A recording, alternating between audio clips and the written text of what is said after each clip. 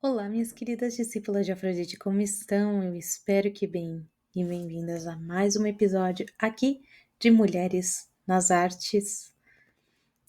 Antes de começar, gostaria de pedir o seu like, talvez que compartilhe algo nos comentários, ou que possa passar esses vídeos para frente para alguma mulher que ama a arte ou que quer se interessar por arte. Hoje falaremos dela, Rosalba Carriera, uma pintora à frente do seu tempo, aquela que reluziu no rococó. A Rosalba, ela nasceu em 1673 em Veneza. Sim, a cidade dos canais, das máscaras, das luzes douradas. O cenário perfeito para a arte nascer. E de fato, a arte sempre pulsou em Veneza e continua pulsando com editais maravilhosos, com exposições maravilhosas e aonde é um berço artístico. Ela era filha de um tabelião e de uma mãe rendadeira. Então sempre esteve ao lado dessa mãe com a certeza de algo, de uma arte delicada e refinada. Ela começou pintando miniaturas em caixas de rapé e objetos de luxo da elite. Um detalhe curioso, ela usava pós de giz colorido, o que a gente conhece hoje como pastel, sobre papel azul, criando uma textura leve e luminosa, o que era revolucionário para a época. De fato, os esboços e desenhos da Rosalba são realmente assim impecáveis, impecáveis. Então, o início da vida artística dela foi com o pastel e ela se tornou mestre nesta arte. Ela logo deixou as miniaturas e passou a pintar retratos femininos ideais, de beleza radiante, de beleza quase suspeita, uma beleza também suspensa, além de suspeita. Os olhares para Rosalba eram algo a se pensar e se entender. Esse olhar sonhador, esse olhar para algo que vai além da cena da tela. Sempre mulheres com peles de porcelana, mesmo que a cólera às vezes acometia essas pessoas. Ela fazia de fato o gosto, o rosto do rococó nessa época.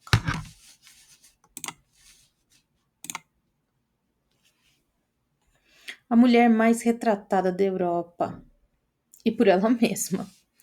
A fama da Rosalba nasceu e cresceu como um perfume raro. Nobres, embaixadores, cardeais, membros da realeza queriam se ver nos seus pastéis, o que foi revolucionário, porque no mundo onde materiais mais nobres, como a tinta a óleo, eram o máximo, ela se destacou exatamente pelos pastéis, por esse, por essa pintura lavada, quase como um suspiro. Eu acho lindo. Eu, pelo menos, acho isso fantástico. O seu estilo era tão refinado que até o Luís XV foi retratado por ela quando criança. E o retrato virou modelo para moeda e medalhas. Ela recebeu encomendas do mundo inteiro, o que para uma artista era quase impensável e muito raro.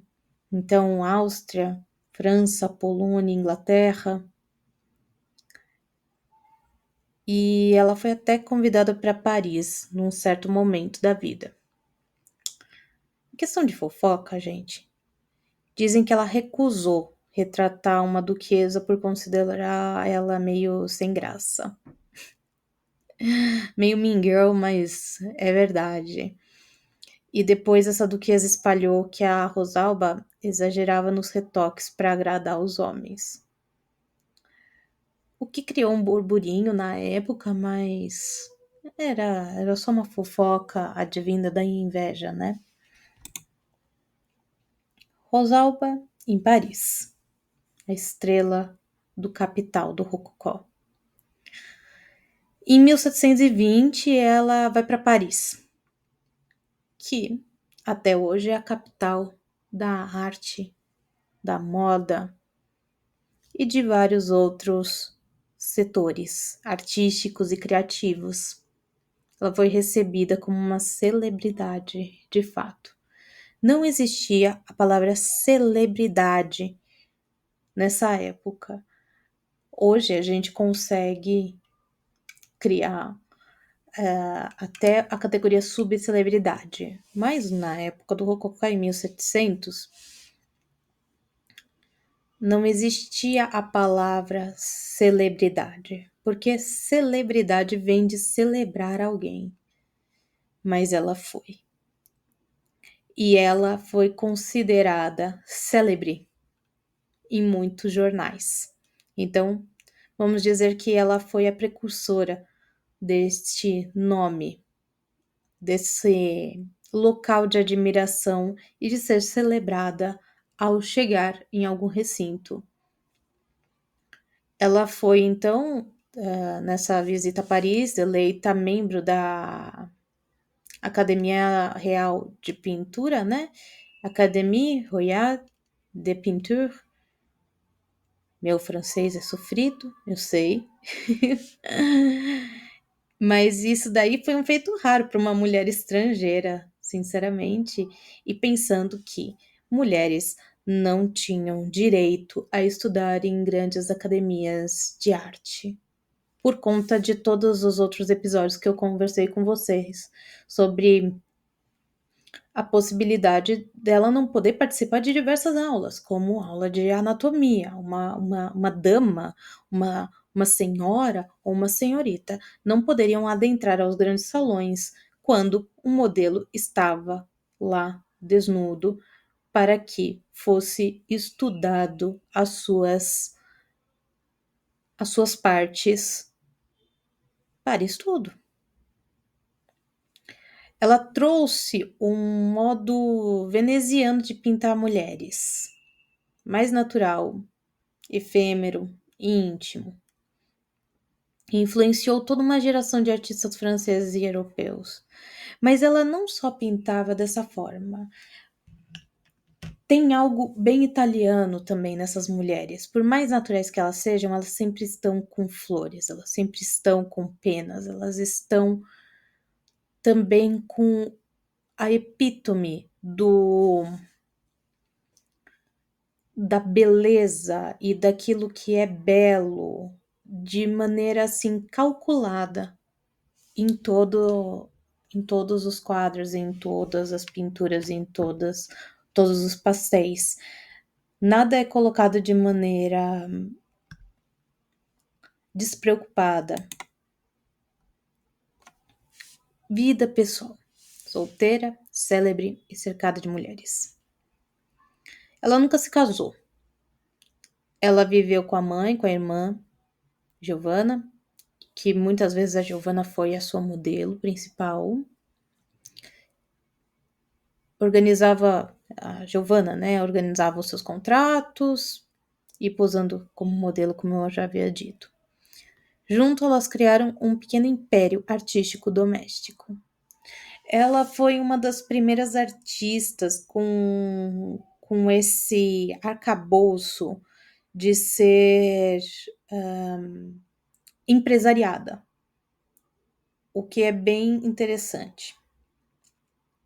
Muitos estranham a sua escolha por permanecer solteira. Uns diziam que ela era religiosa demais, outros que era casada com a sua arte. Eu acho que é a segunda opção, sinceramente. E havia quem insinuasse amores secretos com suas modelos femininas. Claro, porque uma mulher não pode ser celibatária. Ela só tem duas possibilidades na vida. E assim, ela era católica? Sim, mas como qualquer italiana do seu tempo.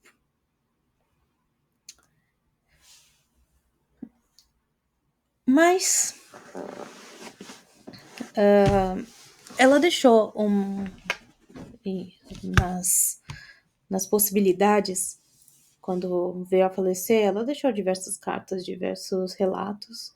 Em uma dessas correspondências, ela escreveu: "O meu trabalho é o único homem que me sustenta e nunca vai me decepcionar. Graças a Deus, hoje a gente não precisa fazer essas ressalvas ao mundo. De fato, não seria fácil se ela casasse e o marido deixasse ela continuar o seu ofício. Como eu disse também no episódio anterior, essa questão da mocinha ter uma ocupação e o seu prometido, o seu galã, o seu varão deixar ela continuar com suas atividades é algo da literatura. Na vida real, as mulheres tinham que se relegar a papéis pré-determinados, e aquelas que saíam muito do script, normalmente continuavam sozinhas. Mas creio que essa vida um pouco mais liberta lhe dava privilégios e possibilidades de adentrar a locais e participar de atividades que mulher casada nenhuma ou mulher donzela nenhuma poderia usufruir. Cegueira, solidão e fim de uma era. No final da vida, Rosbalda começou a perder a visão. Uma pena. Uma tragédia para quem viveu para ver luz e ser luz, né? Mesmo assim, ela continuou ditando as suas cartas, orientando as suas alunas e lutando contra a invisibilidade do esquecimento. Ela morreu com 84 anos, longeva para essa época. Em 1757, cega, mas admirada por suas alunas, suas amigas e colecionadores fiéis. Muitos dizem que a Rosbalda foi o último brilho de Veneza, antes da cidade cair na tendência política e cultural. E os pintores contemporâneos dizem que, quando a Rosbalda fechou os olhos, o pastel perdeu a luz. E depois eu mostro os estudos e outras bibliografias no final deste episódio para vocês. O legado de uma artista que pintou com poeira e luz. Ela foi uma artista que provou que o pastel, antes visto como uma técnica menor, poderia ser nobre, emocional, impactante, luxuoso.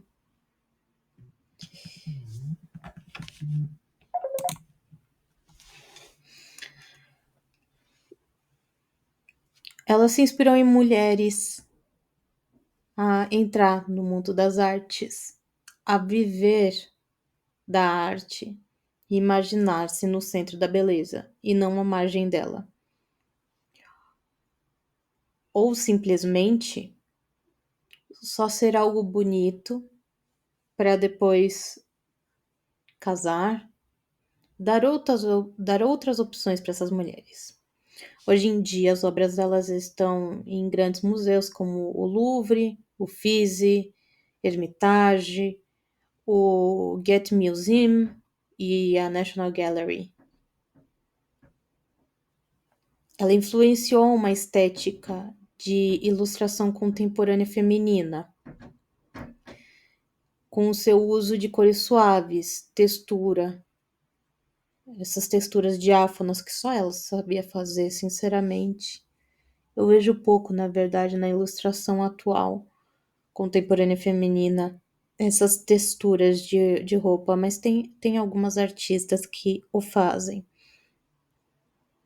E temas de introspecção. Ela, por conta da época, por conta das possibilidades que uma mulher tinha, fazia muita. Era retratista, né?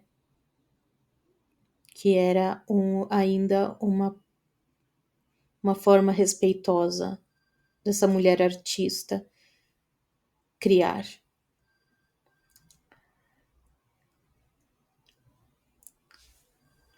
E vou deixar vocês com essa. A Rosalba pintava com um toque de fada e o rigor de uma mestre. A sua arte ainda respira nas telas de hoje. Não adianta ter a intenção de criar essa aura sem método. Isso para tudo na vida. Desde as nossas questões com a nossa própria feminilidade.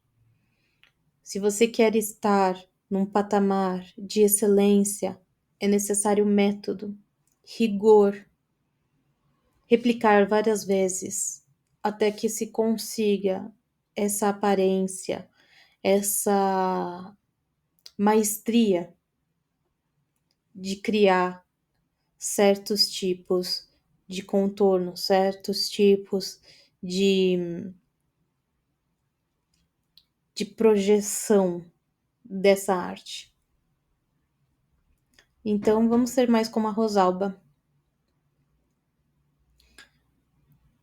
Entender a nossa alma feminina em sua potência máxima, mas replicar tantas vezes a ponto de criar um rigor, uma métrica